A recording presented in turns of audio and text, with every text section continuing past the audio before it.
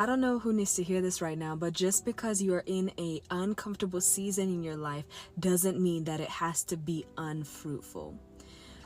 I had a recent revelation that God doesn't only produce when we're in the palace, when we're up in those seasons of our life, but God also produces in those prison seasons, when we feel like we're stuck, when we feel like there's no way out. Because Paul had written so many books and was still able to produce and say things like, I can do all things through Christ who strengthens me, not when he was in a position of power, not when he was at his highest, but when he was at his lowest.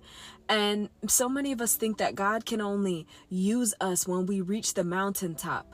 But it's when people see you down in the valley, still praising God, still worshiping him, though the harvest is scarce. Like in the book of Habakkuk, where he said, though the vines produce no fruit, yet I still will praise your name. But so many of us only want to praise when the vines are plenty. But I'm here to tell you that if you would rejoice and if you would give God the glory, the honor, the praise, and to find yourself in a place of submitting to him even when you don't want to, submitting and surrendering even when it doesn't make sense, submitting and surrendering even when it costs you the life that you wish and you've been desiring. Because it's easy to surrender and to submit to God when you don't really care what the outcome is, but it's hard to submit and to surrender when you have a vision, when you have dreams, when you have a plan.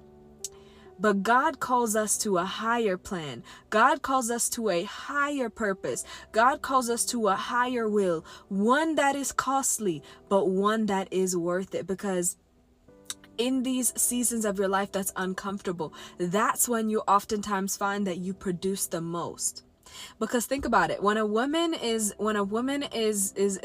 carrying something, when a woman is pregnant, when it's time to give birth is the most uncomfortable time, because now the birth is getting ready to happen.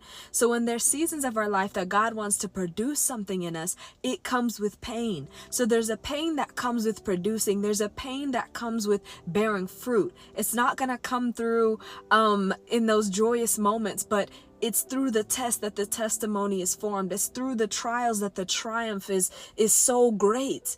And it's not that the worship is any less significant when it's done in a joyful season, when it's done when you're in the mountaintop, but it's that your worship looks different when you're doing it when you have nothing left. Your worship hits different when you're praising. The enemy doesn't know what to do with the praise that's done, that